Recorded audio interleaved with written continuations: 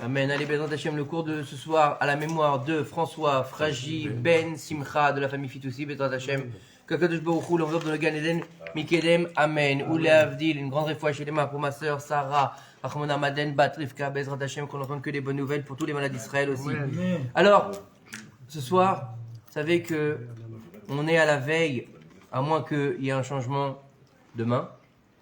Et qu'Akadosh Baruch Hu nous fasse une grande surprise et qu'il nous envoie le Mashiach. Amen, amen.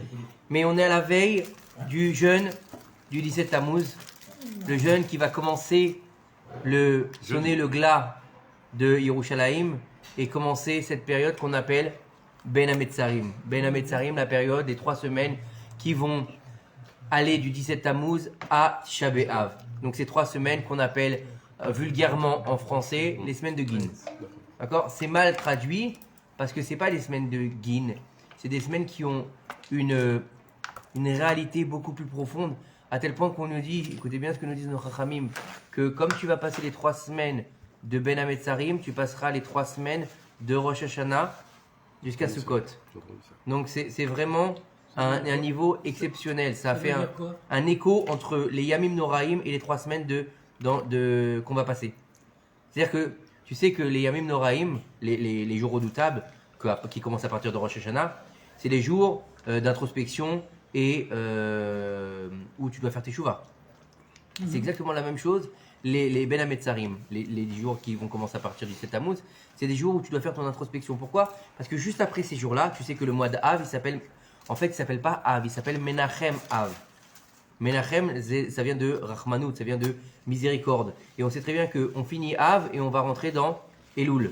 Donc c'est le mois de la miséricorde pour pouvoir appeler à la miséricorde divine, puisque le mois de Tammuz, le mois de Av, ils sont à Esav. Et le mois de Elul, il appartenait à Esav, sauf que Yaakov, en retenant le talon d'Esav et en lui enlevant une lettre, il a fait en sorte que Elul, il lui appartienne. Mais étant donné que la force d'Elul, elle est à Esav, donc elle est un mois normalement de destruction, c'est pour ça qu'on fait les slichot, pour éveiller la miséricorde divine, pour ne pas rentrer dans les fêtes avec le djinn, mais avec la miséricorde. Vous comprenez ? Donc c'est pour ça qu'on a tout un mois de slichot. Mais maintenant, on ne peut pas commencer cette soirée, avant de parler de Ben Hametzarim bien sûr, on ne peut pas parler de cette soirée sans rappeler qu'aujourd'hui, bon bien sûr qu'on est le soir, aujourd'hui on est le soir, et que la nuit commence le lendemain, commence le soir chez nous, mais on ne peut pas commencer ce cours de Torah sans rappeler la Iloula qu'il y a eu aujourd'hui, celle de Rabbi Chaim Ben Attar. Alors, le Or HaChaim HaKadosh, on ne peut pas ne pas le citer. Parce qu'il faut savoir que le Or HaChaim HaKadosh, on va voir quelle était la grandeur de cet homme-là. Il faut savoir qu'il a fait une étude sur la Torah en très peu d'années. Il a vécu que 47 ans. Vous savez qu'il y a beaucoup de très très grands Chachamim. Ils ont vécu très peu de temps. 38. Rabbi Nachman de Breslev, il a vécu très peu de temps. Je crois qu'il a vécu 35 ou 38 ans. 38 ans. 38 ans. D'accord ? Le Ramchal, Rabbi Chaim Moshe Luzzatto, qui a écrit Mesilat Yesharim. Vous savez combien de temps il a vécu ? 40 ans. Pas plus. Après, bien sûr. Ils ont fait 10 fois plus que des gens qui vivent 120 ans. Rav Berger, très jeune. Rav Yoram, Zichron Livrel, a vécu 58 ans. C'est pas vieux. C'est pas vieux, 58 ans. 47 ans, c'est très jeune. 40 ans, c'est encore plus jeune. Ouais. Bon, le Ramchal, il avait une matara. C'est que le Ramchal, Rabbi Chaim Moshe Luzzatto, c'était la réincarnation de Rabbi Akiva. Et il est venu réparer les 40 ans où Rabbi Akiva a vécu comme un Hamaharetz.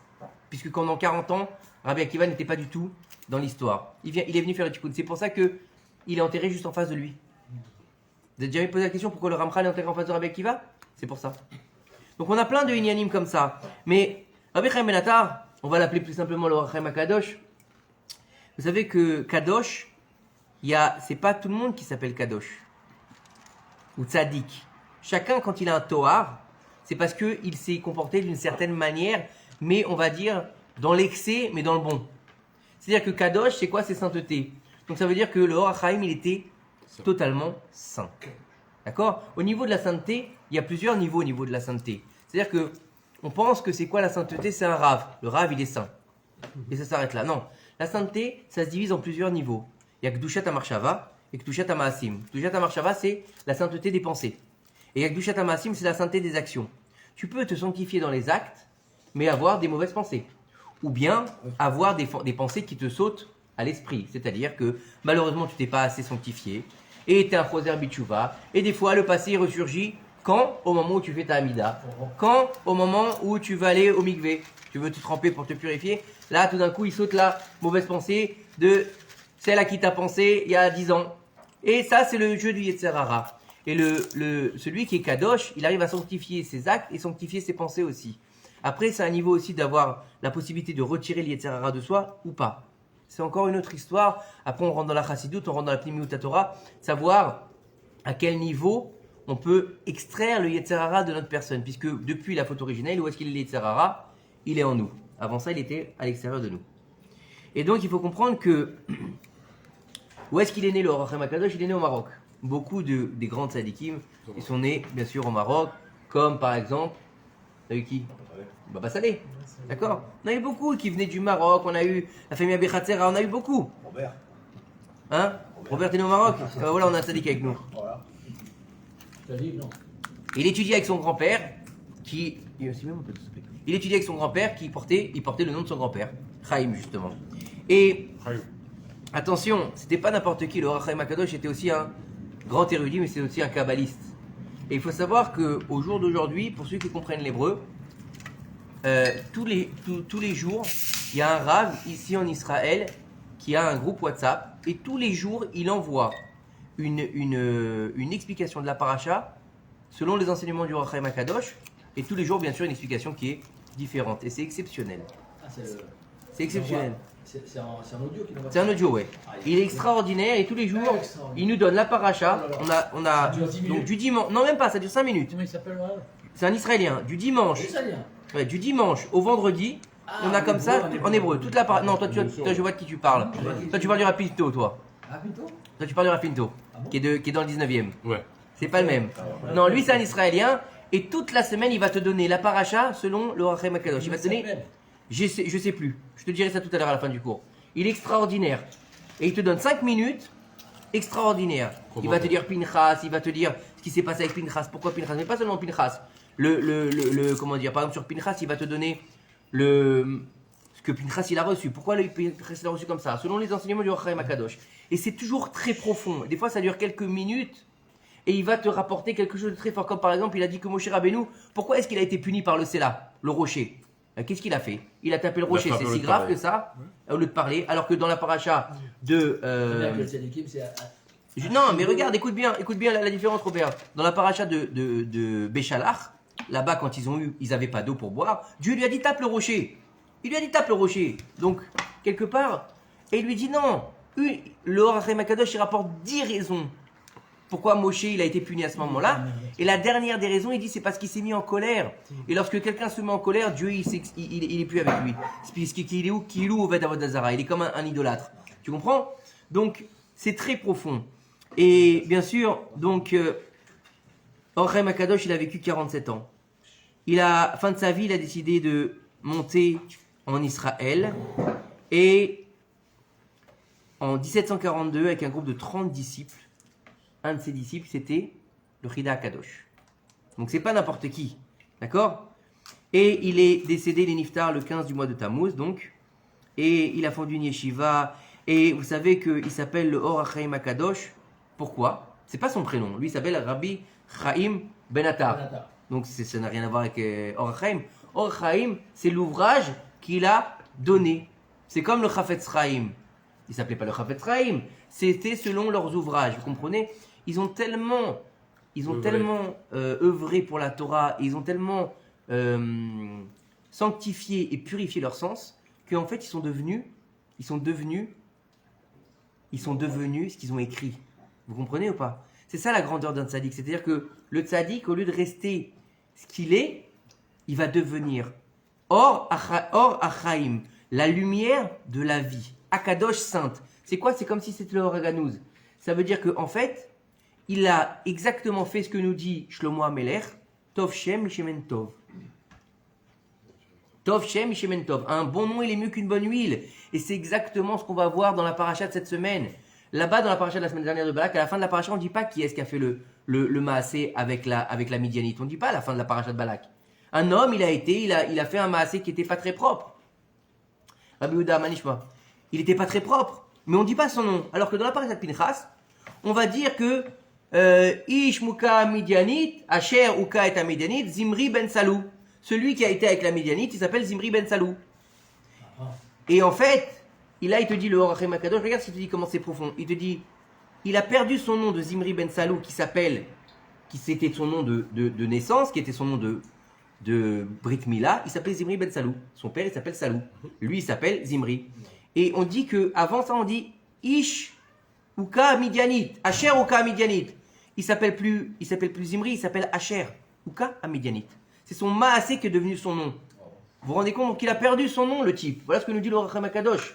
Ça veut dire que le nom, il a une importance capitale. Donc quand tu es capable de passer de Rabbi Chaim Ben Attar, déjà c'est propre. Mais quand tu arrives à Ziker, c'est tu vas non, c'est pas purifier. Ziker, les Zaker, c'est tu sais, tu vas faire que la chose elle devienne super classe. Enjolivé. Plus qu'enjolivé, c'est encore plus. J'ai oublié le mot, bref. Les Zaker, hein, magnifier, voilà, tu vas magnifier ton être, tu vas réussir à en fait inscrire dans ta propre chair ce que tu as écrit. Et c'est pour ça que Pirkei Avot, par exemple, le Pirkei Avot, il y a marqué là-bas, tout ce qui est écrit, c'est ce qu'ils étaient. C'est pas ce qu'ils ont dit. C'est pas Amrou, c'est pas ils ont dit. C'est-à-dire que tout ce qui est écrit dans le Pirkei Avot, puisque c'est le seul traité qui va nous amener quoi?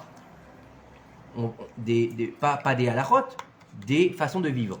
Donc ça veut dire que celui qui a dit quelque chose dans le Pirkei Avot, c'est qu'il vivait comme ça. Quand il te disait par exemple là-bas, ne parle pas trop avec les femmes, fais attention machin, lève-toi devant les sages, ça veut dire que lui-même, le Rav qui disait ça, il vivait ce qu'il avait dit. Donc c'est-à-dire que il magnifiait, il rendait en fait superbe ce qu'il était. C'est-à-dire qu'il allait jusqu'au bout de sa mission de vie. Et c'est ça la grandeur du tzaddik. Et il faut savoir que le Or HaChaim HaKadosh, il est enterré où? Il est enterré à Yerushalayim. Il est enterré au Mont des Oliviers, à Razetim, en face de Kodesh Kodashim, en face du temple. Et il faut savoir que avant la guerre des 6 jours, qu'est-ce qui s'est passé? Le Mont des Oliviers il était sous contrôle jordanien. Et les Jordaniens, ils ont détruit beaucoup de tombes. Ils voulaient construire une route là-bas. Lorsqu'ils sont arrivés à la tombe du Or HaChaim HaKadosh, le tracteur, quand il a touché la tombe, il n'a pas essayé de la déterrer, il a à peine touché la tombe, il s'est retourné, le tracteur, il a tué le chauffeur sur le coup. D'accord? Après, ils ont essayé un autre tracteur. La même chose est arrivée. Ils ont essayé d'amener un ouvrier avec un marteau. Quand il a tapé, le marteau il a rebondi, il a tapé sur sa tête, il est mort sur place. Sur place. On peut pas bouger. La tombe du Or HaChaim HaKadosh, elle n'a pas bougé, elle est restée intacte. C'est ça la force du tzaddik. La force du tzaddik, c'est que même après sa mort, il est encore plus grand que de son vivant. Pourquoi? Vous savez pourquoi ça? J'ai déjà expliqué. Parce qu'en fait, il n'a plus d'enveloppe corporelle. Quand il a son enveloppe corporelle sur Terre, il est limité par les... Même si lui, il est au-delà de la nature, il est quand même limité par son corps. Quoi qu'il arrive, il a des mains, il a des pieds, donc il est limité au niveau du bout de ses doigts, au niveau du bout de ses pieds. On est d'accord? Donc sa force, elle est limitée dans son enveloppe charnelle. Mais à partir du moment où il rend son enveloppe charnelle à Kadosh Baruch Hu, il est illimité. Et c'est la raison pour laquelle on va voir les tzadikim. Pourquoi on va sur les tombes des tzadikim? Pour qu'ils interfèrent en notre faveur, pour aller demander à Kadosh Baruch Hu de nous aider. C'est pas eux qui font les miracles, mais eux ils sont un Kéli qui est capable. Exactement. Alors il faut savoir que, vous savez que dans le Pirkei Avot, il y a marqué, salut Moshe, vous savez que celui il y a marqué dans le Pirkei Avot, celui qui n'enseigne pas un métier à son fils, c'est comme si qu'il lui enseignait le brigandage. Comme ça, c'est marqué dans le Pirkei Avot. C'est-à-dire qu'on a le devoir de donner les bases à nos enfants pour qu'ils puissent travailler. Bien sûr, aujourd'hui, c'est plus comme avant. Avant, c'était comme ça. Pourquoi? Les agriculteurs, qu'est-ce qu'ils faisaient? Ils prenaient leurs gosses au champ, ils les amenaient avec eux, les orfèvres, etc. C'était un peu cette solution-là. Aujourd'hui, c'est pas pareil. On les amène à l'école et on les emmène dans l'université, ou bien on leur apprend Avodat Kodesh, Moël, Shochet, etc. Et l'Or HaChaim HaKadosh, lui, qu'est-ce qu'il était? Il était orfèvre. Il faisait des bijoux. Et grâce à Dieu, vous savez que il y a quelque chose dans la Torah, c'est que quelqu'un qui est dans la Torah, il va réussir plus que de mesure. Et l'Or HaChaim Akadosh, il avait décidé une chose, c'est qu'il n'allait pas travailler plus qu'il n'en fallait. Peut-être que tu l'as écouté. Bah, désolé. je sais pas ce que vous avez écouté. Ça revient. Et il a dit, écoutez bien ce qu'il a dit. Il a dit, moi c'est simple. Je vais travailler juste le temps que j'ai besoin. D'accord? Aujourd'hui, par exemple, j'ai besoin de 100 balles. Je dois acheter du pain, je dois acheter des légumes. Pour ses besoins. Je dois payer mon loyer aujourd'hui. Je vais travailler 2 heures. Après, je ferme la basta et je vais étudier la Torah. Top! Et qu'est-ce qu'il avait trouvé? Il avait trouvé en fait. Oui, je serai plus. En fait, il avait trouvé un sochen, il avait trouvé quelqu'un qui faisait comment on appelle ça? Un vendeur, un représentant. Lui, il voulait pas être embêté par les clients. Il a dit, moi j'ai un sochen, lui il va chercher les clients, il me les ramène, je prends ce que j'ai à prendre et je lui dis, voilà, on fait tant de commandes aujourd'hui, après c'est fini. Et malheureusement, cet orfèvre, ce sochen, c'était un grand antisémite. Mais comme le Or HaChaim Akadosh, il travaillait très bien, donc il avait besoin de lui parce qu'il prenait sa com. Et étant donné que le travail était bon et qu'il y avait de la demande, donc il était content. Et lui, il était content de ce qu'il prenait, le Or HaChaim Akadosh, il s'en foutait, c'était Met Hashem. Et un jour, le sultan prépara le mariage de sa fille unique. Et il a fait à ce Sochel une très très grosse commande. Et Rabbi Chaim Ben Attar, il avait encore de l'argent. Il lui restait de l'argent. Et le mec, il est venu, il lui a dit, voilà, il faut absolument que tu viennes faire la commande du sultan. Il a commandé, il veut les plus beaux bijoux, il n'y a que toi qui es capable de les faire. Donc, il vend, salut. Négociant, commercial, comme tu veux exactement. Et il lui a dit, moi je veux pas prendre la commande. Il a dit, j'en veux pas de ta commande. Il a dit, reviens dans un mois. Il a dit, attends, dans un mois, c'est dans 3 semaines le mariage de la fille du sultan. Tu veux quoi? Il lui a dit, non, moi j'ai pas besoin, je fais pas. Alors il a été voir le sultan, il a dit, le juif, il veut pas. Il lui a dit, dis-lui que s'il veut pas, on va le jeter dans la cage au lion. Ça vous rappelle rien? Oh, Daniel. Daniel, exactement. C'est une chanson, Daniel, d'accord? Et il lui a dit, non, je viendrai pas. Alors l'autre, il lui a dit, tu sais quoi? Le sultan lui a dit, vu que c'est toi que j'ai fait la commande, bah c'est toi qui vas mourir. Alors le mécréant, qu'est-ce qu'il a dit? Il a dit, non, je t'en prie, tu comprends, moi je veux travailler, écoute, regarde, je peux même commencer si tu veux. Mais les mains d'or, c'est le juif qui les a, et c'est le juif qui refuse, il veut pas, pourtant je lui ai donné de l'argent, je l'ai payé, il lui a raconté un micmac. Et donc, qu'est-ce qu'il a dit le sultan? Il a dit, ok. Il a envoyé ses soldats aller arrêter le Or HaChaim Akadosh, et quand ils l'ont arrêté, il lui a dit, tu veux travailler? Il a dit, moi j'ai plus besoin, j'ai de l'oseille, il n'y a pas besoin. Il lui a dit, t'es sûr? Il a dit, non. Il a dit, si tu travailles pas, on va t'arrêter. Il a dit, arrêtez-moi.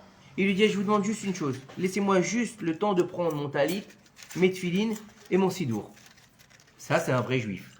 Et il a rien demandé, hein. Je veux pas il a pas son portable, il a pas son, son Facebook, il s'en fout de ça. Lui, il veut juste ça. Et là, écoutez bien ce qu'ils lui ont dit les gardes.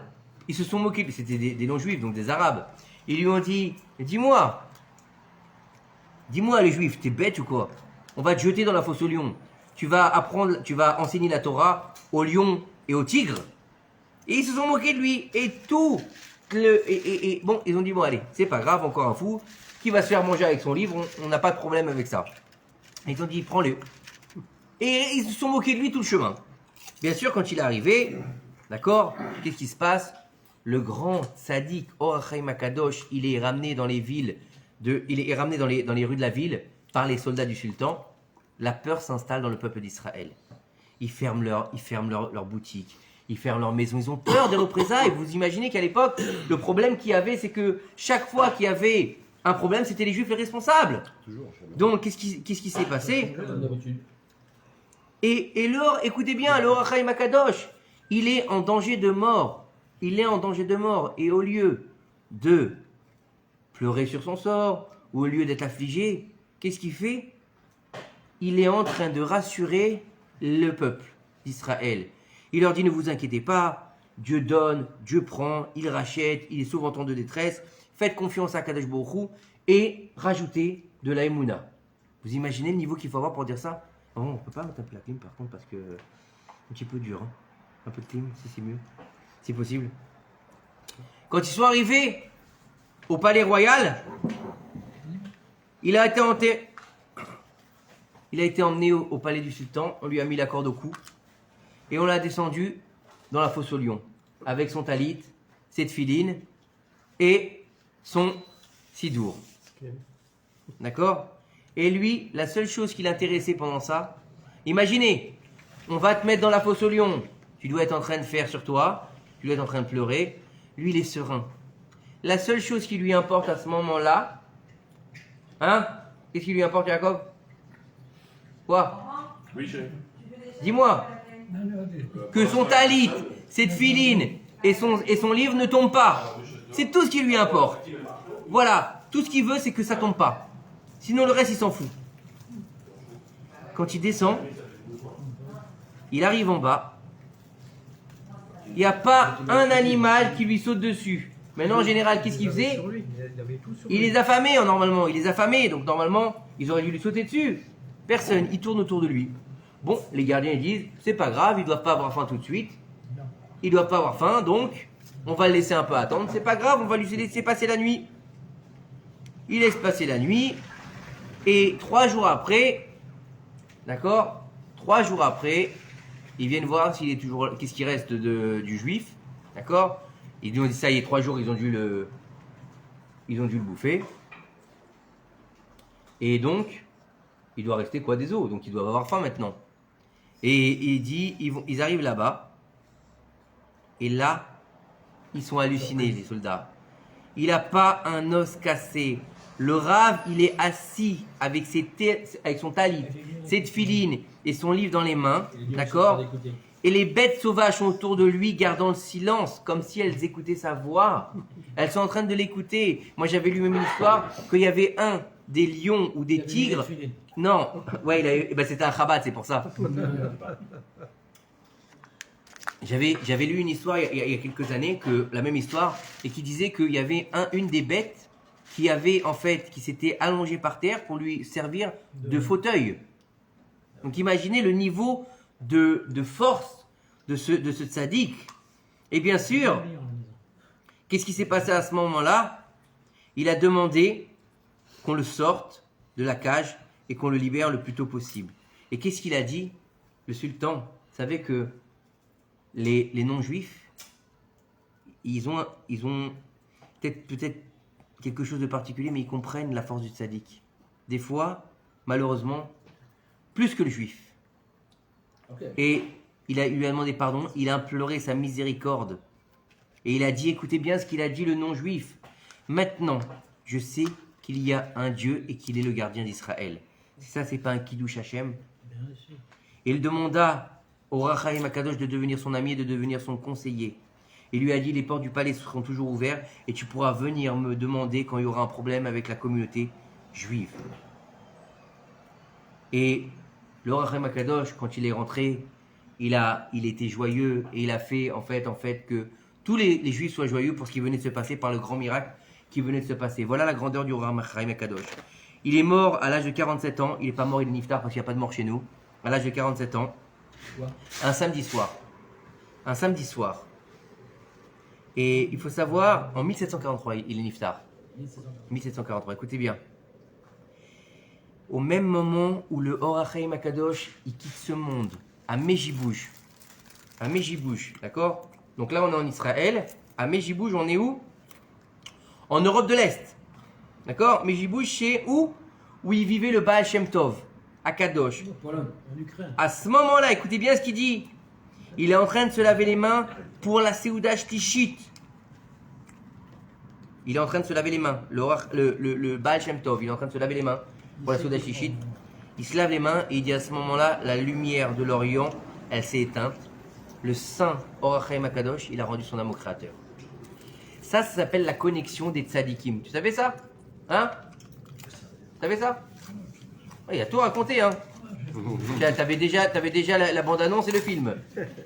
Et vous comprenez que... Il faut comprendre qu'il y a...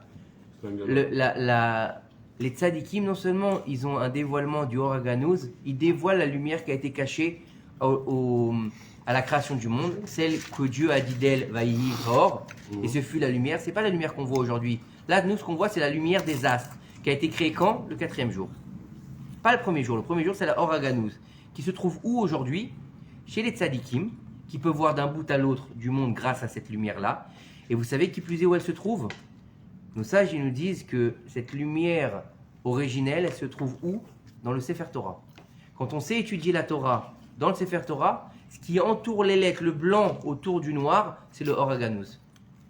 Donc c'est la lumière cachée, c'est-à-dire que c'est la Torah du Nistar. Comment? Qu'est-ce que tu viens de dire? C'est qui entoure quoi? Ce qui entoure les lettres dans le Sefer Torah. Le blanc. Le blanc. Tu sais que quand on écrit un Sefer Torah, par exemple, il est interdit que deux lettres se touchent. Tu es au courant de ça ou pas? Et si elles se touchent, qu'est-ce que c'est? C'est pas soul. Pourquoi? Parce que tu casses le Or HaGanuz. Tu ne permets pas à la lumière de se propager autour des lettres. C'est-à-dire que l'activa, l'écriture, c'est noir. Tu peux trouver une autre explication à ça. Comment? Tu peux trouver une autre explication. C'est une des explications, il y a plein d'explications. Non, tu peux te dire que le gars il va mal lire Non, parce que des fois, le tu mot, as, il va- des fois les lettres elles sont collées et tu as la forme de la lettre. Non, Donc ça passe, c'est pas à ce niveau-là. éventuellement. C'est, faut savoir que, faut que tu saches que derrière chaque écriture, il y a une raison ésotérique. Derrière chaque forme de lettre, il y a une raison ésotérique. On fait pas un aleph comme ça, stam, parce qu'on a décidé de faire un aleph. C'est les 24 ou 22 26 Non, sans les sophétévot. 22. C'est les 22 lettres de l'alphabet qui ont été créées par Akadosh Baruch Hu pour créer le monde. Il faut que tu comprennes que quand Dieu il dit Vaïhi Or, c'est pas simplement qu'il dit, il va utiliser le Vav, le Yud, le He, et là, cette combinaison va créer la lumière. Or, c'est une combinaison de noms divins. C'est-à-dire que, à tel point que nos sages ils nous disent le Sefer Torah, chaque mot qui est dans le Sefer Torah, c'est une combinaison divine qui est juste organisée d'une telle manière qu'on a l'impression que c'est une histoire. T'as compris ou pas? Mais en fait, c'est que des noms d'Hachem. Pour pouvoir en fait faire le récit de la création du monde. Et c'est par ce plan-là que Dieu il a créé le monde. Qu'est-ce qu'ils disent nos sages? Istakel Beoraita ou Bara Alma. Il a regardé Beoraita, Or Aïta, la lumière divine. C'est quoi? C'est la Torah. Il a créé le monde. Comprenez? Donc c'est-à-dire que cette lumière-là qui est cachée dans le Sefer Torah, il en a besoin Dieu. Donc c'est une des raisons pour laquelle il ne faut pas coller les lettres. Une des raisons, c'est une raison ésotérique ça.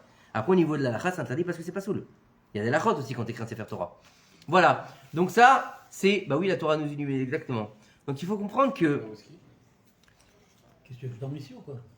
Donc, il faut comprendre que, voilà, la force du tzaddik, ouais, ça sert. le Rachem Akadosh, et c'est pour ça que le Shabbat, on peut étudier les enseignements du Rachem Akadosh sur la paracha, c'est extraordinaire, c'est toujours profond, c'est toujours dans un niveau sublime, et se rapprocher du tzaddik, n'oubliez pas une chose, il faut savoir une chose, c'est que beaucoup de gens ne le savent pas aujourd'hui, c'est que lorsqu'on étudie la Torah d'un tzaddik, bien sûr quand on parle de la Torah d'un tzaddik, c'est-à-dire qu'on va l'étudier régulièrement. C'est pas tu as ouvert un livre une fois et ça y est. Non, tu étudies régulièrement la Torah d'un tzaddik. Par exemple, tu vas étudier le Rachem Akadosh régulièrement. Tu étudies le Chafetz Chaim régulièrement. Vous savez ce que nous disent nos sages? Qu'après 120 ans, le tzaddik en question, Tu veux venir te voir. non, il va venir te chercher et t'accueillir au moment où tu vas arriver au ciel. Écoutez bien, c'est pas simplement ça. Et que si par exemple on va t'accuser, il va se lever, il va dire Te défendre. celui-là, vous ne le touchez pas. Pourquoi? C'est mon élève. C'est mon élève.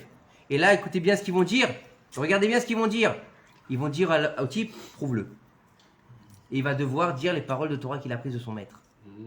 Et donc il est cachour avec le tzaddik. Le tzaddik, ça devient en fait un allié pour lui, pour son jugement. Vous comprenez? C'est pas simplement on étudie des textes de personnes qui nous ont quittés il y a 100, 200 ans, 50 ans, 10 ans. C'est des choses qui nous permettent de vivre. Et plus on étudie les paroles du tzaddik, et plus on le fait vivre dans l'olam de Haïmet. Même s'il n'a pas besoin de nous. Mais sa neshama, elle grandit encore plus parce que ça devient une neshama générale. Vous comprenez? C'est-à-dire qu'au lieu d'être une seule neshama unique, comme on a tous, on a une neshama personnelle, on devient une neshama collective en fait. Et la neshama collective, c'est ce qui a permis à Rabbi Akiva de rentrer dans le Pardes et de ressortir intact. Parce que lui, il avait quoi? Ve'afta l'eracha kamocha. Tu aimeras ton prochain comme toi. Tu t'aimes d'abord toi, tu aimes l'autre au même niveau que tu t'aimes. Donc tu es capable en fait d'avoir une âme collective, c'est toutes les âmes d'Israël qui lui permettent d'avoir une force de rentrer dans le Pardes et de sortir intact. Contrairement à Elisha ben Avouya, Ben Azaï et Ben Zoma qui ont tous eu un petit problème en rentrant dans le Pardes. Vous comprenez le niveau? C'est incroyable. Et c'est pour ça qu'il faut se coller au tzaddik. Mais attention, au tzaddik de vérité. Malheureusement, à la fin des temps, dans la Gemara, il est dit que les grands problèmes seront où? Chez les religieux, chez les rabbinim. Qu'il y aura beaucoup de charlatans. C'est quoi Eh cette ouais. équipe de vérité? Qu'il y aura des gens qui seront déguisés en rabbinim, qui se prétendront qui détiennent la Torah et qui en seront que des charlatans. Comment savoir? C'est compliqué, il faut se renseigner. En général, il faut avoir un rav. C'est pour ça qu'il y a marqué Assez lechara, fais-toi un rav. Et un rav, c'est quelqu'un qui connaît la halakha. C'est quelqu'un qui, tu sais, c'est comme, il y a marqué dans la Et page. alors que tu te fais, ça se trouve, ce ne sera pas un salut de vérité. Non, c'est possible, bien sûr, c'est possible de se planter. Mais encore une fois, regarde. Parce que tu sais pas. Il y a marqué dans la Torah, dans la parashat Yitro, lorsque Moshe Rabbeinu, il va être là en train de juger le peuple, et Yitro, il va lui dire, qu'est-ce que tu fais là? Tout le monde connaît cette histoire. Il va lui dire, mais attends, qu'est-ce que tu fais là, Moshe? Toi, t'es assis, le peuple, il passe devant toi toute la journée, du matin jusqu'au soir. C'est fatigant pour lui, c'est fatigant pour toi. Choisis des juges. Et qu'est-ce qu'il va leur dire là-bas? Il va leur dire, prends des gens qui ont de la Yirat Shamayim, qui détestent l'oseille, qui sont droits dans leur jugement, et qui connaissent la Torah. C'est ça un rav de vérité. Alors, regarde, je suis désolé, regarde. On parle de beaucoup de rabbanim. J'ai parlé de personne, moi. Non, non, non. J'ai jugé on parle personne, de rabbanim, attention, je j'ai ne dit, donnerai pas de nom. j'ai pas dit de nom, hein. Non plus. Mais moi non plus, hein. Mais j'ai vu l'autre jour sur, je crois, WhatsApp, un truc comme ça, un truc qui est passé là-dessus. Ouais. Tu vois, on va dire le président des rabbanim. Fortune 1,3 milliard. Il te donne la fortune de chaque rabbanim. Non mais ça, attends, Tu poses des questions. Non, bien quand sûr, même, je suis d'accord avec toi, Tu poses des questions. Alors, il faut savoir, 800 millions, Attends, 600 attends. millions, 500. Le plus petit, c'est 70 millions de dollars. je vais te répondre à ta question. La Tipchorette, elle va faire tout ce qu'elle peut pour faire en sorte que les rabbins, ils soient salis. C'est un peu reconnu, hein, quand Non, même. Écoute-moi. qu'il y a deux équipes. Écoute-moi, je vais te donner un exemple. Ok? Le Rav Abergel Zichron Devracha. Non, je t'explique. Non, moi je t'explique. Parce que lui, il a été sali de son vivant. Ils l'ont arrêté, ils l'ont, comment dire, ils l'ont sali, ils ont dit qu'il avait été avec des femmes, ils ont dit qu'il faisait des détournements d'argent, d'accord? Ils n'ont pas trouvé un seul centime. Tout l'argent qu'il recevait, écoute bien, tout au long de sa vie, il a vécu dans un HLM. HLM, hein. HLM au 4e étage sans ascenseur, à Netivot. Et il n'a jamais touché, il était assis sur une fortune qu'il utilisait, écoute bien, qu'il utilisait, écoute bien, non mais je te parle du rab, écoute bien, qu'il utilisait pour monter des kolélim, pour soutenir des familles, pour soutenir des avrechim, pour faire des gmars de nourriture pour les gens qui n'avaient pas à manger. Alors c'est vrai, 500 000, 600 000, 700 000, c'est vrai, mais tout cet argent il allait pour des œuvres de charité. Après, encore une fois, il y en a peut-être qui ont la main de travers, mais ça moi je rentre pas là-dedans. C'est pas mon problème. Tu comprends? J'ai pas envie de chas v'shalom. Tu sais. Et puis tu sais, c'est pas interdit d'être riche. Hein. C'est pas interdit d'être riche. Attends une seconde. Dans la Gemara, on parle de Rabbi Tarfon qui était milliardaire. Ok, alors on parle de fortune personnelle. On ne te parle pas de fortune globale. Oui, encore une fois, ils aiment bien faire des choses. Un truc comme ça. On te parle de fortune personnelle. Quand tu apprends qu'un rave, il a 1,3 milliard de dollars, 1,3 milliard de dollars. Personnel, il n'y avait pas d'association, il n'y avait Tu pas peux de te poser choses des comme questions, ça. le mec il travaille pas. Rabbi Tarfon, On peut toujours. Il travaille.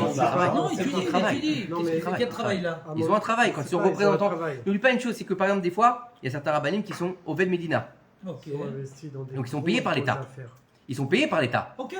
Ils ont investi dans des combien très peuvent grosses toucher affaires. entre nous? Des millions. Il faut être guionné. Des millions. On peut pas rentrer Ils là-dedans. investissent dans des Écoutez, grandes fortunes. on peut pas rentrer des là-dedans. grandes fortunes du monde. Et les pépettes. elles Non, je tombent. dis, je mets pas en Après, doute derrière, ils ont des actions, j'ai ils ont pas des donné, actions. non, je dis Écoutez. simplement ce qu'aujourd'hui tu peux lire. Oui, Après, mais ça te laisse quand même, ça s'appelle le Yetzer Hara, qui va nous mettre de le doute. Ça s'appelle Moi, ça m'a aucun en doute. hébreu. Moi, Non, j'ai pas dit toi, je te parle dans moi. l'absolu. Tu as posé une question, je te réponds. J'ai Ouais. pas dit que Chaz Shalom c'était toi. C'est légitime ce que tu dis, je comprends. Mais ça s'appelle, en hébreu, ça s'appelle Amalek. Amalek, c'est Possible. Safek, c'est le doute. Possible. C'est de mettre le doute où est-ce qu'il y a dans le plus de saleté. On sait très bien qu'aujourd'hui, le nerf de la guerre, c'est quoi? C'est la débauche et l'oseille. La débauche et l'oseille. Donc où est-ce qu'il va te mettre le nez?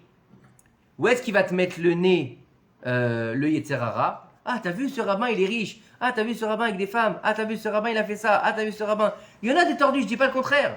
Il y en a. Ah, tu poses des questions quand tu prends Mais- un il te dit attends, donne-moi 10 fois 180 pour que je te change ton nom, je te rajoute le nom. Écoute, moi je sais pas, moi je rentre pas là-dedans. Non, il y en a plein comme ça. Oui, je rentre pas là-dedans. Moi, je sais, comment dire, Je sais où mettre les pieds correctement, je sais qui est quoi. Ah, Après, c'est- quand c'est tu pas le un sais, c'est problème. bien. Baruch Hashem. C'est quand la Il faut se plupart des gens renseigner. ne savent pas. Ils se retournent, ils veulent savoir, ils cherchent un secours, ils cherchent un. C'est pour ça qu'il faut aller chez des rabbinim qui ont le Hémet et qui peuvent t'orienter. Des vrais rabbins qui sont des Oved Hashem, qui sont des vrais serviteurs de Dieu, qui font pas ça pour l'oseille, qui font pas ça pour la gloire, qui font pas ça pour les honneurs, qui font pas ça pour que leur embrasse les mains et qu'on dise Kvod Harav, Kvod Harav. Malheureusement, il y en a beaucoup aujourd'hui. C'est normal. On revient à ce qu'on avait Mais au début. oui, mais malheureusement, oui. Comment savoir? Eh ben, En C'est ça le général, problème. ils ne donnent pas de tarif. Hein? En général, ils ne donnent pas de tarif. Oh, mais En c'est- général. Bon, écoutez, en Je général, t'avance les pas, rabbinim, je quand ils veulent t'avance demander pas un une truc. on va pas rentrer. Écoutez, Je sais. c'est pas un débat. Dans ma Écoutez-moi. famille, Il y en a plein qui donne-moi donnent des 18 000 shekels et je vais te sortir de tes problèmes. Alors voilà. C'est pas Il y un en a dé- plein qui Et donnent c'est des tarifs. inconnu. Et c'est un Mais très ça connu. veut pas dire que c'est inconnu. C'est pas parce qu'il est connu qu'il est forcément Ok, bon non, après. je te dis. Voilà. Je veux pas savoir qui c'est, mais quoi Je qu'il parle en arrive. connaissance Voilà, de j'ai compris. cause. Parce J'ai que compris. ça s'est arrivé dans ma famille. C'est pour Encore ça. une En fois, général, ceux qui donnent un tarif C'est un problème. Ouais, c'est pas normal. commencent à se poser des questions. Alors écoutez. C'est qui? Alors écoutez. C'est dommage. Des noms. Écoutez bien. Donc on va rentrer dans la période de Ben Hametzarim. La période qui est difficile pour tout le peuple d'Israël. Le mois de Tammuz.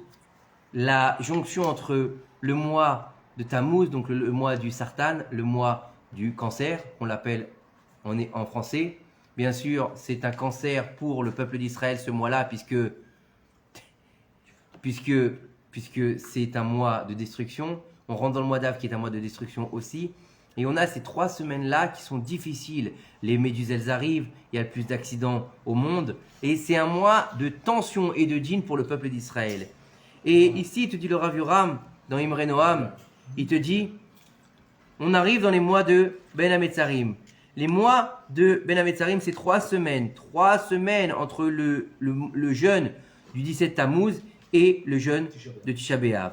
Ces mois-là, nos ennemis sont rentrés dans Yerushalayim.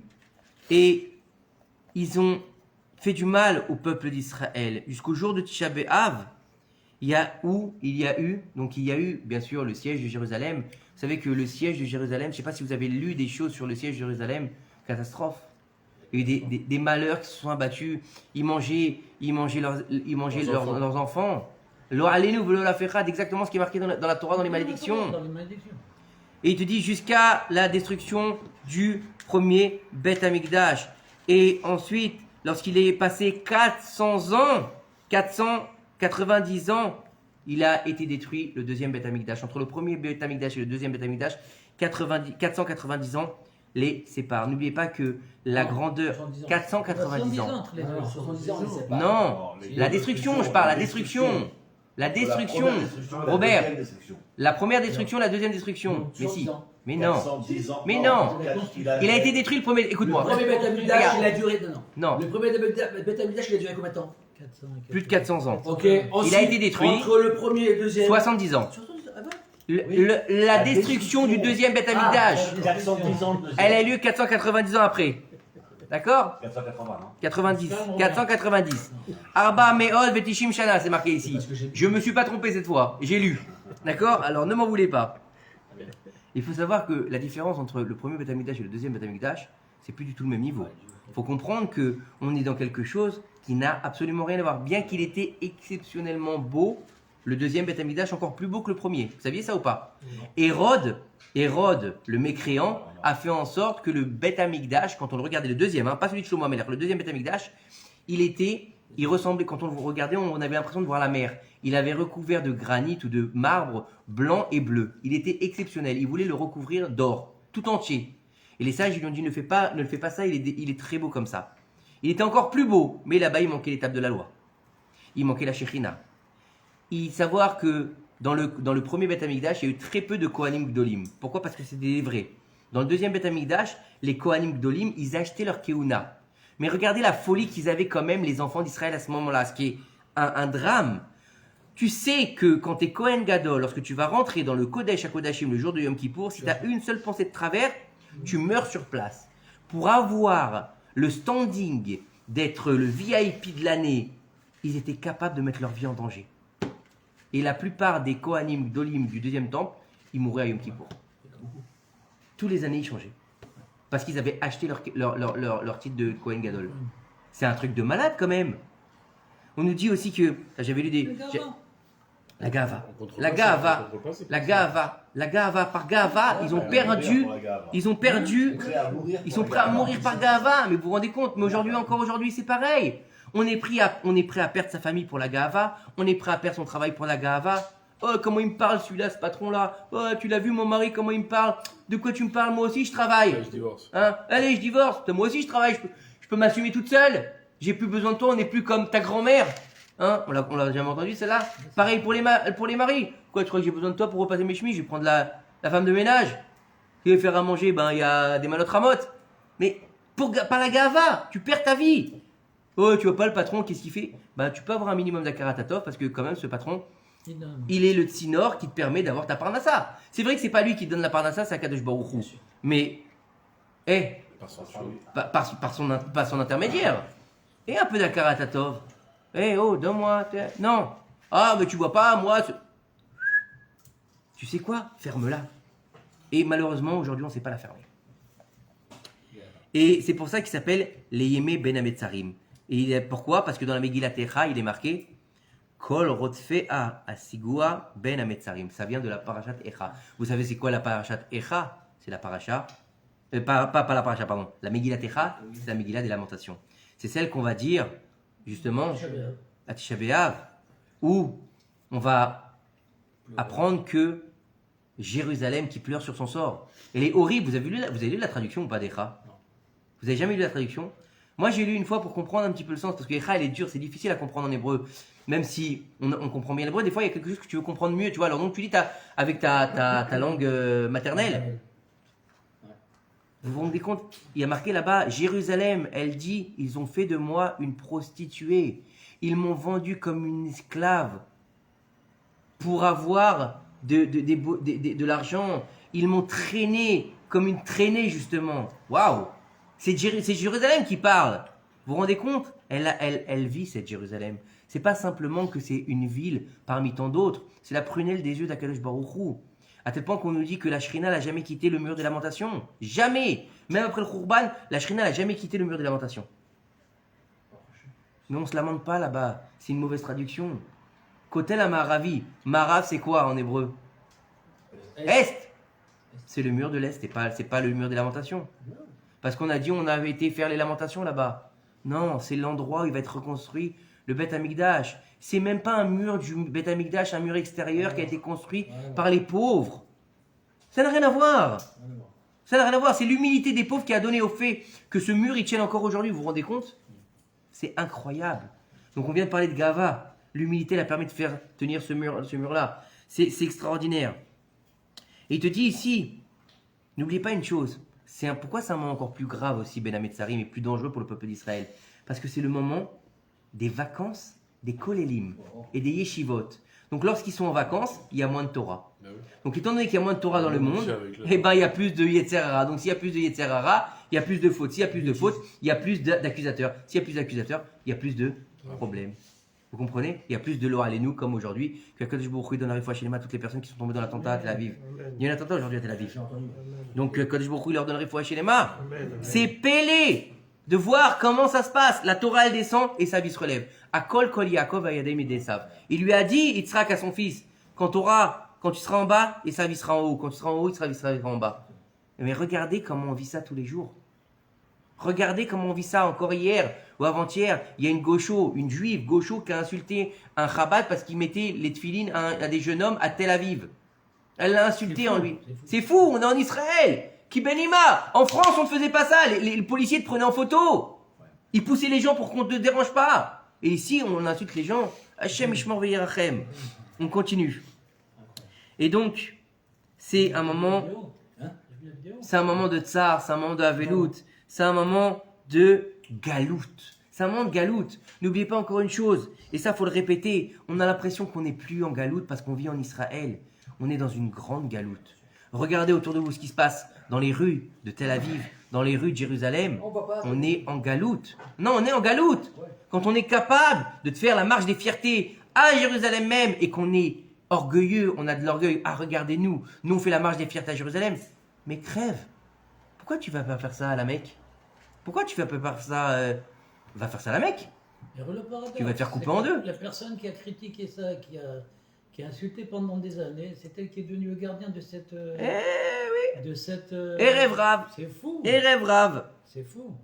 Il te dit ici le Rav, c'est pas simplement pendant ces 3 semaines qu'il faut se lamenter sur le Khurban des 2 Beth Amikdash. Il te dit ici que toute l'année, il est important pour chacun de nous qui a la crainte du ciel d'élever son cœur pour justement regretter que le Beth Amikdash, il a été détruit, les 2 Beth Amikdash, et que la Shrina Kedosha, donc la présence divine, elle soit comme de la poussière. Vous imaginez comment c'est fort? Et qu'elle soit en galoute. Écoutez bien ce que nous dit ici dans la Gemara, Sota. Chaque jour après jour, il y a on se plaint dans le ciel de la destruction du Beth Amikdash. Et il te dit ici que dans le Shulchan Aruch, il est marqué que il est bon que chaque homme qui a la crainte du ciel et que il se repente et il soit il soit triste sur la destruction des Beth Amikdash. Et le Shla Kadosh, ça c'est Kodesh Kodashim, il nous dit que dans le Talmud et le Zohar, il dit que plus un homme il va s'attrister sur la destruction des Beth Amikdash, et plus il méritera de le voir reconstruit. C'est que, faut savoir que c'est pas simplement de se dire ah oui, alors est-ce que je vais ressentir la destruction? La vérité, c'est difficile. Comment on peut ressentir la destruction d'un édifice qu'on n'a pas connu, qui a plus de 2000 ans, il a été détruit, qu'on n'a même pas quasiment de traces, même archéologiques, où on peut rentrer dans un... Puisque Jérusalem a été labourée, elle a été détruite complètement, à part les fondations qui ont été faites par David Ameller. Mais le premier temple, il reste Walou. Le deuxième temple, il reste rien. À part en bas, regardez bien au-dessus. Combien d'années le Kotel Amaharavi, c'était quoi? C'est resté une décharge publique. C'était une poubelle pour les Arabes. Vous saviez ou pas ça? On voyait même pas le sol. C'était toutes les poubelles. Imaginez la honte. Imaginez que lorsque Moshe Dayan, il est venu, il a récupéré le Kotel, il a rendu les clés. Ah, Hashem Ishmor. C'était pas le moment. C'était pas le moment de récupérer Jérusalem. C'était pas le moment de récupérer l'esplanade du temple, comme ils appellent ça en français. Pourquoi? Vous avez jamais posé cette question? Parce qu'on n'a pas le droit d'y aller, tout simplement. C'est pas le moment d'y aller. C'est interdit d'y aller. Ceux qui montent là-bas, ils fassent un lave. C'est très grave de monter là-haut. Il n'y a pas, on monte pas. Pourtant, ce sont des religieux. Hein. Encore une fois, entre guillemets. Encore une fois, ça veut dire quoi, religieux? Voilà. D'accord? Quand il y a Psak Halacha, du Rav Ovadia Yosef, du Rav Steinman, du Rav Kaneski, du Rav Eliashiv, qui sont des sommités en Torah, qui disent même pas en rêve, il faut monter, tu montes pas, c'est tout. Il te dit t'es Chayav Mita, tu montes pas, ça s'arrête là, tu vas pas chercher. Les Chayalim, oui, ils ont le droit. C'est pas pareil. C'est un lien de sécurité du peuple, ils ont le droit. Là, c'est pour sauver des vies. Et on sait très bien que, par exemple, pour Shabbat, il est interdit d'être Mechalel Shabbat. Oui ou non? Mais Pikuach Nefesh, Doché, et Shabbat. C'est-à-dire quoi? S'il y a un danger de mort, eh ben tu fais plus Shabbat. Pourquoi? Parce que c'est une Torah de Chaim, c'est une Torah de vie. C'est ça qui est très important. Et il te dit ici que après, c'est le Rabbi Yaakov Chaim Sofer. Il te dit ici qu'après que l'homme il va rendre son âme à Kadosh Baruch Hu, il va se retrouver devant le tribunal céleste. Et il va devoir donner Din Vecheshbon. Din Vecheshbon, c'est quoi? Eh bien maintenant, on va voir ce que tu as fait. Sans compter qu'on va le faire juger par lui-même, pour savoir qu'est-ce qui va être ou pas. Et tu vas dire de tout ce que tu as fait tout au long de ta vie. Et on va te montrer toute ta vie avec la tête cachée. On va te dire maintenant, tu vas nous dire qu'est-ce qu'il fait. Comment tu dois juger cet homme-là. Et toute sa vie, elle va passer devant lui. Et on va voir tout le Shulchan Aruch. Est-ce qu'il a respecté? Est-ce qu'il n'a pas respecté? Et on va te dire, il y a un séif qui dit, est-ce que tu t'es Est-ce que tu t'es quoi? Est-ce que tu t'es attristé sur la destruction du Beth Amikdash? Est-ce que tu t'es réveillé pour faire Tikkun Chatzot toutes les nuits? Est-ce que tu t'es assis par terre en disant Dieu il est en galoute et moi je suis en galoute? Vous savez qu'il y avait des grandes sadikim. Par exemple, Rabbi Zusha Benapoli. Rabbi Zusha, vous avez entendu parler de Rabbi Zusha? C'était un des élèves du Maguid de Mezerich. C'était ceux qui ont diffusé la chassidut dans le monde à partir du Baal Shem Tov et bien sûr du Maguid de Mezerich et du Admor Hazaken, etc. Et bien lui, il avait pris sur lui de vivre en galoute. C'est-à-dire qu'il n'avait pas de maison fixe. Il allait de maison en maison toute sa vie, d'endroit en endroit. C'était son tikkun. C'était comme la Shrina elle est en galoute, moi aussi je suis en galoute. Et il y a beaucoup. Aujourd'hui on dit que, je ne sais pas si vous avez entendu parler du Ravades de Jérusalem. On dit que lui aussi, oui, il pleure tout le temps. Il est en galoute. Il est en train de faire le tikkun de la galoute aussi. Après c'est un niveau, attention, pour être en galoute comme ça, c'est un niveau. Et il faut savoir que on va te demander, est-ce que tu t'es attristé sur Yerushalayim? Est-ce que tu as fait ce qu'il fallait? Et tu auras honte. Tu auras honte de ne pas l'avoir fait dans le ciel. De ne pas t'avoir attristé pour Jérusalem. C'est pas simplement de dire, oh, je suis triste, il n'y a plus le Beth Amikdash. De ressentir quelque chose de profond par rapport au fait qu'on n'a plus ce fameux Beth Amikdash. N'oubliez pas une chose, c'est que dans le Beth Amikdash, il y avait une chose qui s'appelait le Korban Atamid. C'est une des raisons pour laquelle on jeûne au 17 Tammuz. Le Korban Atamid, c'était le Korban, pourquoi Tamid? Le Korban de toujours. C'est-à-dire c'était celui qui effaçait les fautes du peuple d'Israël de toute la journée. Pourquoi? Parce qu'il y avait un le matin et un l'après-midi. Celui du matin, il effaçait les fautes de la veille, et celui de l'après-midi, de tout ce qui s'était passé juste avant. Et c'était cyclique en fait. Donc ça effaçait toujours là les fautes. Et on n'a plus ça. Qu'est-ce qui nous aide à effacer nos fautes? Rien. Oui, mais rien dans l'absolu. Mis à part la tfila. Parce que ta tfila, comment tu l'as fait ta tfila? Ça dépend comment tu l'as fait ta tfila. Est-ce que la synagogue où tu vas, c'est une synagogue de bavards ou c'est une synagogue où on fait la tfila? Est-ce que ta synagogue, c'est la tfila comme il faut ou pas? Parce que vous savez, nos sages ils nous disent que dans une synagogue où il y a du bavardage, écoutez bien, c'est pas de moi, chas v'shalom, dans une synagogue où il y a des bavardages, à un moment donné il y a asphyxie. Pourquoi? Parce que toutes les tfilotes elles restent dans la synagogue. Il y a un moment, il y a tellement de tfilotes qui ne peuvent pas monter au ciel parce qu'elles sont biaisées, et donc que les synagogues elles explosent. Et ça vient de la destruction des synagogues. Et nos sages, ils nous disent que ça amène, et de parler dans la synagogue, de ne pas répondre au Kaddish, ça amène la destruction des synagogues. Chas v'shalom elo alenu. Et même pendant Donc, le Kaddish, on te dit que si tu parles, les anges, ils arrivent à rentrer pour pouvoir te décider. Bah oui, c'était. Messieurs, je suis désolé. Khazak ou bon, il n'y a pas de problème, je comprends. Allez, bonsoir à tout le monde. Bah il est très haut. Et C'est ça. Et donc c'est pour ça qu'il faut se lamenter sur Jérusalem, qu'il faut faire le Tikkun Chatzot Balaïla, et au moins une fois de temps en temps, et de réussir à se lamenter, ou Tikkun Léa, ou Tikkun Rachel. Mais il faut savoir que celui qui va réussir à faire ça, il méritera de voir la reconstruction du Beth Amikdash. Et il faut savoir que ces 3 semaines, elles ont un niveau qui va nous demander de se remettre en question. Une introspection totale. Pourquoi une introspection totale? On te dit que une génération dans laquelle le Beth Amikdash n'a pas été reconstruit, c'est comme si la génération l'avait détruite. Donc si toi tu vis dans une génération, l'année dernière on a fait malheureusement Tisha B'Av et 17 Tammuz et Tisha B'Av. On a fait ces 2 jeûnes. Donc ça veut dire que l'année dernière, le temple n'a pas été reconstruit. Donc ça veut dire qu'on n'a pas été méritant quelque part. Donc si on n'a pas été méritant, ça veut dire que on a un problème quelque part. On n'a pas encore réussi à faire le tikkun. Donc il serait peut-être moment de faire une introspection. De se dire j'ai 3 semaines devant moi. C'est 3 semaines où on est dans le deuil, où on est dans la difficulté. Vous savez que quand on est en deuil, nous, quand on perd un proche, qu'est-ce qu'on fait? On s'assoit, on n'a pas le droit d'étudier la Torah. D'accord? On a le droit d'étudier que les choses qui sont en rapport avec le deuil. Mais en général, qu'est-ce qu'on fait à ce moment-là?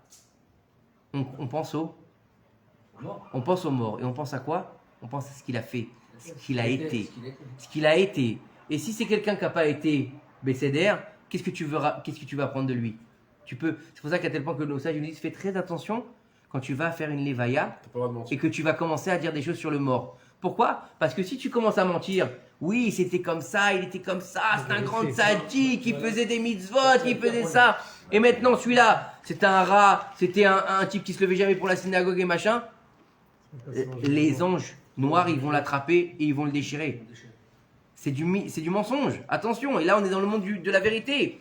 C'est pour ça qu'il faut comprendre que tu vas devoir faire une introspection sur ta personne, sur ce que tu es, et te dire que comme tu fais une introspection dans les Yamim Noraïm, tu vas devoir faire une introspection à ce moment-là. Les Yamim Noraïm, on a des moments pour faire quoi? Pour faire teshuva. On nous dit réveille-toi, Aseret Yemei teshuva. Là, tu as 3 semaines de deuil. Menachem Av. Tu veux faire réveiller la miséricorde divine. Ah, Menachem Av. C'est quoi Menachem Av? Faites disséquer les mots. Menachem, la miséricorde. Av, c'est quoi? Le Père. Mais vous comprenez? On est en train de vouloir éveiller la miséricorde du Père. C'est qui le Père? C'est pas le Père des Saints-Esprits. C'est Akadosh Baruch Hu. Mais comment est-ce que tu veux éveiller la miséricorde? Imagine, tu as un fils, il fait n'importe quoi de sa vie. D'accord? Il regarde n'importe quoi, il fume n'importe quoi, il fait rien de sa vie. D'accord? Il est toujours avec des meufs. Il se fait arrêter tous les 2 semaines à cause de Naël. D'accord? Voilà. Ok? Parce qu'il a été au Darty piquer des caméscopes. Où il a fait avec l'AMG, malheureusement il s'est fait choper. D'accord? Mais Rila, il fait n'importe quoi. Vous n'avez pas vu cette fameuse photo là, virale? Le père il était chercher son fils par les oreilles dans une manif en France. Ah ouais? Ouais, le mec il a été chercher son fils par les oreilles, il l'a ramené à la maison. Il l'a jeté dans le coffre de sa bagnole. Et ben il a bien fait, ma parole il a bien fait, il a évité des problèmes. C'est comme ça, c'est ça l'éducation. Et ce gosse là, le père il va avoir une discussion avec lui. Il va dire mon fils, s'il te plaît, regarde, t'arrêtes pas de te faire arrêter par les keufs, t'arrêtes pas ci, t'arrêtes pas ça, on va te mettre en cure de désintoxication, on sait pas si on va pas te faire un dépistage HIV, chas shalom. Tu fais n'importe quoi, oh, s'il te plaît, reviens dans le droit chemin. Et là le môme il dit oui papa, je te promets, je t'assure, la dernière fois, nana. Et là pendant 3-4 jours il dit ah, et dès que son père il a un petit peu, il a relâché la bride, recommence. Qu'est-ce qu'il va faire le père?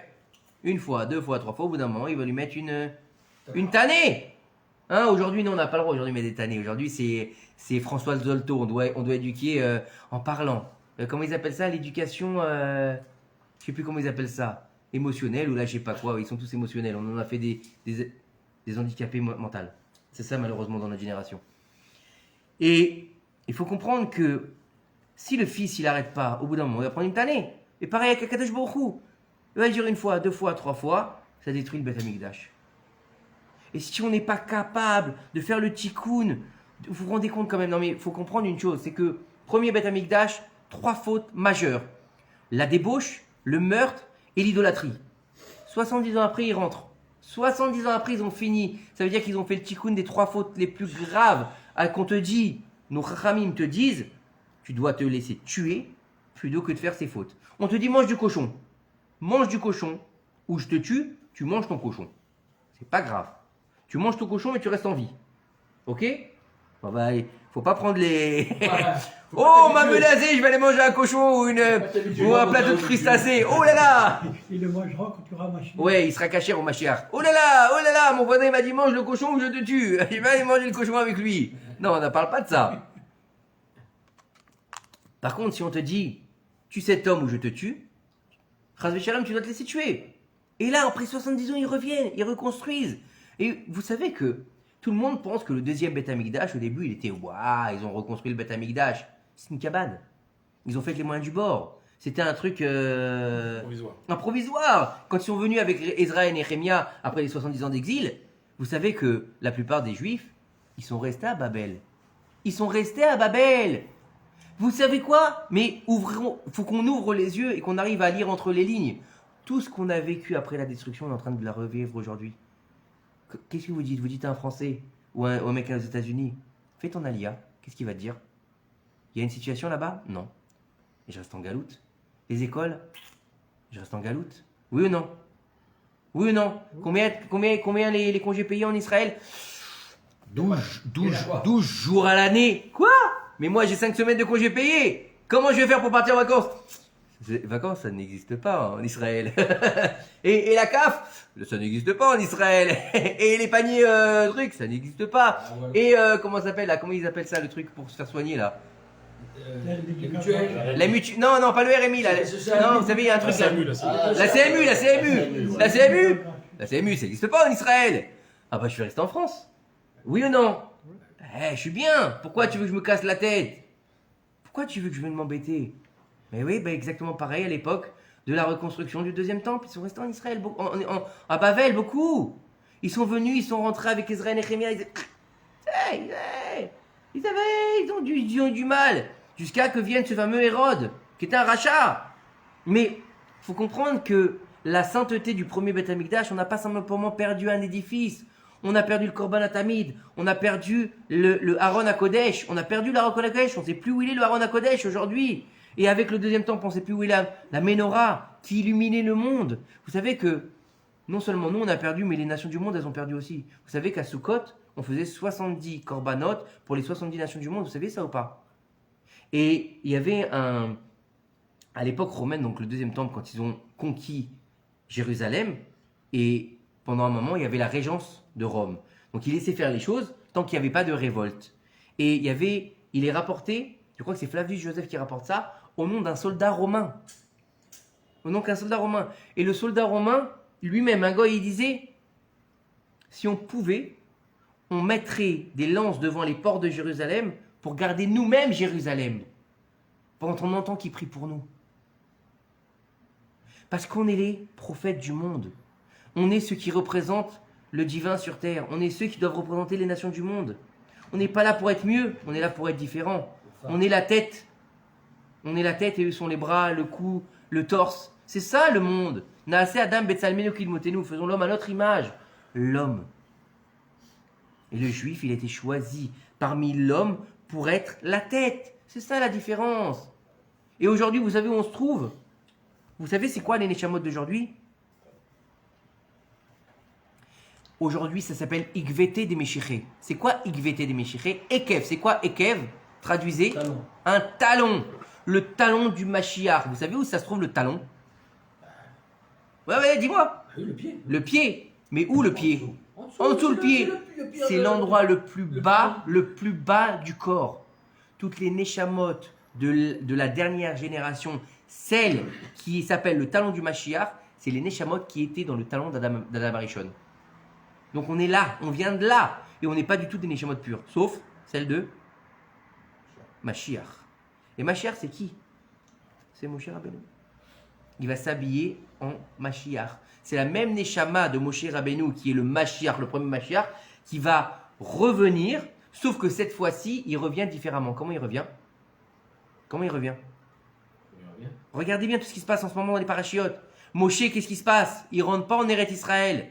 Mais Moshe, c'est qui? Moshe, c'est qui? C'est Mashiach. C'est Mashiach. C'est donc il va- Mais pourquoi il rentre pas? Parce qu'il attend le mot. Il va Brice. rentrer avec les- Mais parce qu'il peut rentrer. pas. Mais non, il peut pas rentrer. Il S'il a rentre, le- s'il rentre, c'est Hayat Mashiach. Amitim. Il peut Si, pas on peut rentrer. dire. Ah, à l'époque, il ne peut pas rentrer. Mais pourquoi il peut pas rentrer? Mais non, parce que c'est maintenant, c'est lui, c'est le Mashiach. Oui, et si c'est Mashiach, pourquoi il peut pas rentrer? Bah parce que sinon il n'y aura pas de deuxième Mashiach. Parce que c'est pas le moment déjà. Mais parce qu'il est pas de la bonne tribu. Ah oui, Il est pas Juda. Il est pas de la tribu de Yehuda. C'est pas un descendant de David, le Mashiach. C'est un descendant de David. Et là, il est pas descendant de David. Il vient de Lévi. Et d'où il doit venir? De Yehuda. Donc il peut pas rentrer en Israël parce qu'il doit être le Mashiach. Donc il peut pas emmener la Géoula. Donc il peut pas rentrer. Vous comprenez maintenant pourquoi Moshe n'est pas rentré? C'est pas parce qu'il a tapé sur le rocher. Ça, c'est bon pour les femmes de la fontaine. C'est bon pour les enfants. C'est bon pour endormir ta fille. Pour lui dire, il a tapé. Vous connaissez dans les gars, ils disaient, Moshe, il a tapé le rocher. Et waouh! Nous, Yosef Hatzadik, il est rentré. Toutes les tribus, elles sont rentrées. Moshe Rabbeinu, le plus grand de tous les prophètes, qui a marqué l'Okam, Kenavi Israël. Il n'y aura plus de prophètes comme lui en Israël. Il n'est pas rentré. Pourquoi? Aaron, il n'est pas rentré. Myriam, il n'est pas rentré. Les 3 bergers d'Israël qui ont sorti le peuple d'Israël, ils ne sont pas rentrés. Parce qu'ils ne peuvent pas amener la Géoula. Ils font partie de la tribu de Lévi. C'est pour ça qu'ils ne rentrent pas. C'est pas parce qu'ils ne peuvent pas. C'est pas parce qu'ils ne veulent pas. Ou pas parce qu'ils ont tapé. Parce que ça s'appelle un prétexte. C'est le prétexte pour ne pas les faire rentrer. Mais le Inyan de ne pas les faire rentrer, c'est parce qu'ils ne peuvent pas amener la Géoula. Mais c'est la même Neshama qui se réincarne, en fait, quelque part, C'est une même nitzot, c'est une même étincelle divine qui se réincarne dans celui qu'on va appeler Mashiach. D'accord? Donc c'est pas Moshe Rabbeinu. C'est pas Moshe Rabbeinu, non. Non. Il y aura Moshe C'est pas- Rabbeinu. c'est pas comme Non, tu c'est as pas dit le même tout à l'heure. bonhomme. Le- C'est la même, Comme tu as dit tout à l'heure, la Neshama de Moshe Rabbeinu. c'est la même Neshama. Sauf qu'une Neshama, elle est capable de se dupliquer. Elle est capable de. Ah, voilà. Elle est même. Il faut que tu comprennes une chose, Robert, c'est qu'elle est même capable d'avoir un bon côté et un mauvais côté. Une Neshama, elle a le côté obscur et le côté de la lumière. Et des fois, elle se réincarne dans le côté de la lumière, dans le côté obscur. Comme par exemple, on l'a vu avec qui? Comme avec qui? Korah. Korach. Korach, c'est le côté obscur de qui? De Caïn. Caïn. Caïn. Ok. C'est un côté obscur, hein. C'est un côté obscur, Caïn, bien sûr. Et on a qui, par exemple? Mais on a des fois, les choses se remettent en place. On a par exemple Zulekha, la femme de Potiphar, qui est le côté obscur, mais qui va se réincarner de deux côtés, d'accord? Qui va se réincarner dans Rachav. Rachav, elle était prostituée, hein? La femme de David aussi, non? Non, la femme de David. Bathsheba, tu C'est la parles? petite fille, Non, c'est Chava. C'est Chava et l'autre. Laquelle? Il n'y a pas la deuxième femme de David qui aussi fait le. Non, ça c'est ouais, c'est autre chose. Mais Rachav, c'est qui? À la base, c'est une prostituée. C'est une prostituée. Elle devient la femme de Yoshua Binoun. Elle se convertit, elle devient la femme de Yoshua Binoun. Yoshua Binoun, c'est qui? C'est Yosef Hatzadik, puisqu'il vient de la tribu. Il est descendant de Yosef Hatzadik. Yosef, il n'est pas tombé avec Rachav dans la faute. Pas avec Rachav, avec Zulekha dans la faute de la débauche. Donc elle lui était interdite, puisqu'elle était non-juive et qu'elle était mariée. Donc c'est interdit, même chez les non-juifs. Tu n'as pas le droit de prendre une femme non mariée. C'est dans les 7 lois de Noachid. D'accord? Donc étant donné qu'il n'est pas fauté, qu'il n'est pas tombé, donc elle va lui être permise dans un Gilgoul qui va s'appeler Rachav et Yoshua. Et eux, ils se marient. Kedat Moshe Israël. Paf. Vous avez compris ou pas? On est là pour réparer les choses. Et on ne l'a pas encore fait. Donc ces 3 semaines de Bel à Metzarim, elles doivent nous servir à quoi?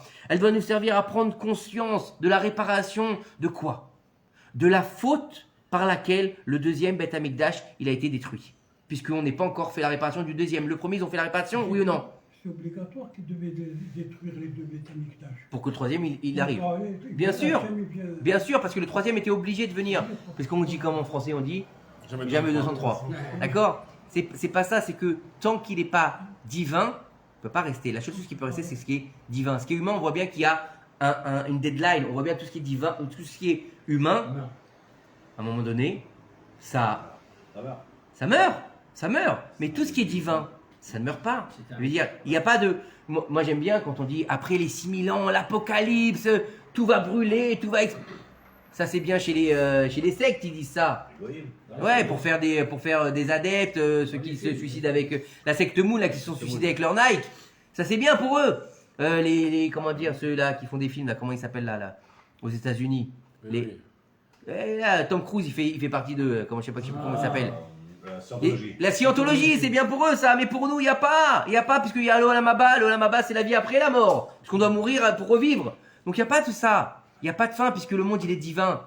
Vous imaginez le monde? Vous imaginez que Dieu, il a fait quelque chose qui n'est pas divin? On est en lui, on vit en lui. Donc on est dans le divin. Et donc si on n'a pas été capable de reconstruire le Beth Amikdash, ça veut dire qu'on n'a pas fait le tikkun de quoi? De la Vodazara? Non. Non. De la débauche? De la- Non. Du meurtre? Non. Du Lachon Hara et de la Gahava. Parce que c'est la Gahava qui a amené dans le deuxième temple, c'était tous des Talmidei Chachamim. C'est pas simplement que c'était des gens qui étudiaient la Torah, c'était des Talmidei Chachamim. Sauf, vous savez où ils sont tombés? On appelle ça en hébreu Lifne Mishurat Adin. C'est quoi Lifne Mishurat Adin? Vous savez ce que c'est ça? Il y a le din et il y a l'ifne mishurat adin. Le din, c'est quoi? Tu as un jugement et tu as eu le jugement, tu dois, donc deux personnes, ils étaient en bisbise et un, il devait de l'argent à l'autre, machin, hop, le bet din, il a tranché aux fonctions de la halakha, correct, attention, il n'y a pas d'entre-groupe, il n'y a rien. Au niveau de la halakha, monsieur Intel, tu dois 10 000 shekels à ton opposant. Donc tu dois lui payer 10 000 shekels selon la halakha. D'accord?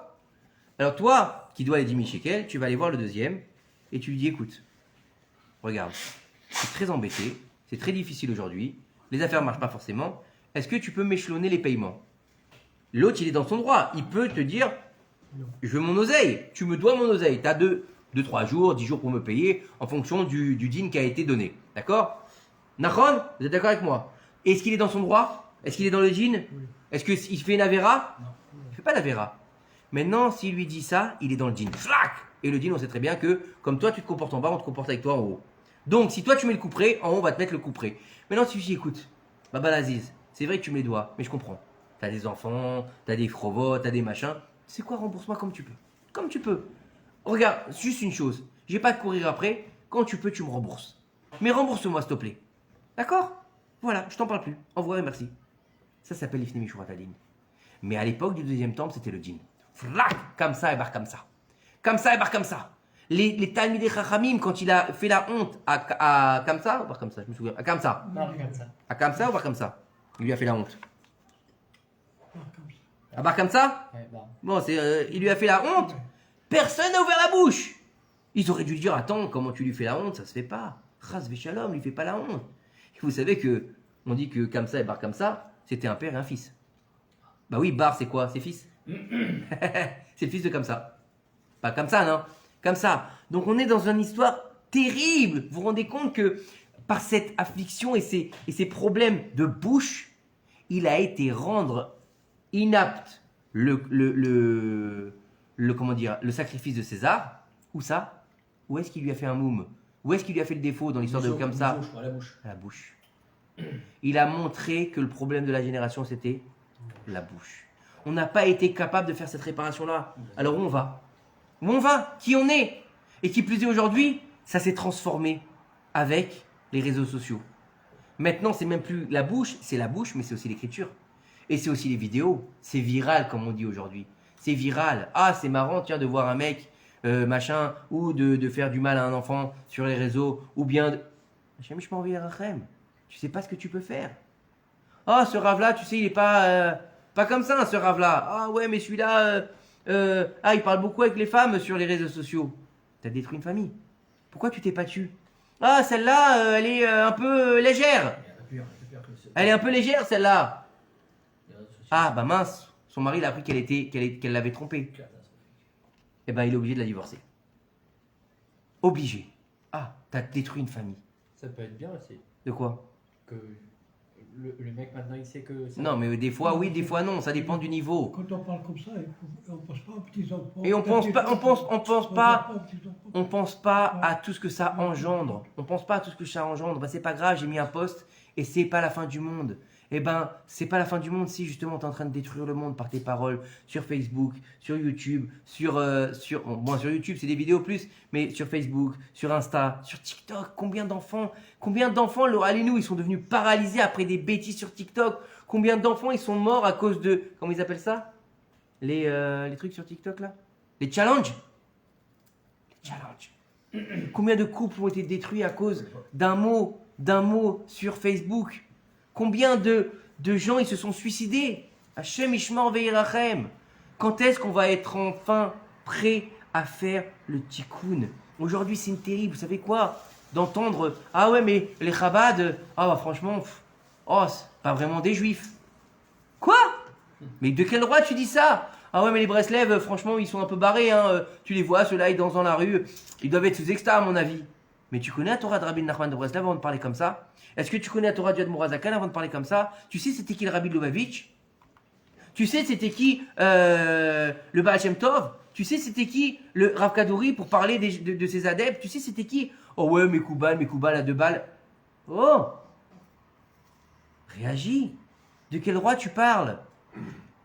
Nos sages, ils nous disent, celui qui voit un défaut chez son prochain, c'est pas que lui-même il a son défaut. Donc quand est-ce qu'on va se réveiller? Qu'on va apprendre de ces 3 semaines d'introspection totale, de comprendre qu'il est temps de se réveiller et de prendre sur nous enfin de savoir fermer notre bouche et de faire exactement ce qu'on a vu avec le Rav Sitruk, Rav Yaakov Sitruk, avec ce cours majestueux qu'il nous a fait. Regarder l'autre avec un bon œil et pas avec un mauvais œil. Et de pouvoir ensuite parler correctement quand tu vois bien, pas Aïn Katsar. Le moment où tu vois avec l'œil, le Aïn Hara, tu es sûr que tu vas dire du Lachon Hara. Ou le regarde avec un bon œil. Ah, mais tu te rends compte? Lui, il a une nouvelle BM et moi, j'ai encore ma poubelle. Ah, tu te rends compte? Lui, il a agrandi sa véranda et nous, on n'a pas réussi à faire le 2e étage. Bah écoute, c'était peut-être pas le moment, c'est pas le moment de te donner ça. Dieu, il a pas besoin de ça pour ton service divin, t'en as pas besoin. Dis la brioute, je suis content. Tiens, mon collègue, il a une augmentation, dis-lui Baruch Hashem. Et pourquoi pas moi? Et pourquoi pas lui? Et pourquoi lui et pas moi? Mais crève. Essaie de regarder l'autre avec un bon œil. Essaie d'accepter que l'autre, il a fait son travail et que c'est le moment où il a besoin de ça pour évoluer dans son service divin. De comprendre que regarder avec un bon œil, avoir une belle parole. Et la parole, elle est créatrice. Donc plus tu vas dire des bonnes choses et plus tu vas créer pas pour l'autre, tu vas créer pour toi. N'oubliez pas une chose, et on va finir là-dessus, Bezrat Hashem, c'est que lorsque tu pries pour quelqu'un d'autre, tu es exaucé en premier. Et là, on le voit dans la Torah. Avraham Avinu, il a prié pour Avimelech et Sarah Imenu, elle est tombée enceinte juste après. Il a prié pourquoi? Pour que Avimelech, il ait des enfants. Donc regardez un peu le niveau. Prie pour l'autre. Alors la brioute, il a une belle situation, que Dieu lui donne encore plus. C'est un Talmid Chacham que Dieu lui rajoute de la Torah. Il a fait des bonnes actions, et bien qu'il continue, Bezrat Hashem. Ken Yirbou. Non. Pourquoi il y a encore une synagogue? Pourquoi il y a encore un kollel? Pourquoi il y a encore Hashem Ishmor? Voilà. Pourquoi? Pas au bout de la rue? Pour des bêtises? Ils ne se sont pas détruits? Non? C'est pas péché? Pourquoi? Pour les honneurs et pour l'orgueil. On réitère, non je parlais pas d'eux, je parle dans l'absolu. On réitère la faute de la destruction du deuxième temple. Donc il serait peut-être temps de mettre en place les choses pour pouvoir faire venir le troisième temple et le Mashiach Bima Abemnu. Amen.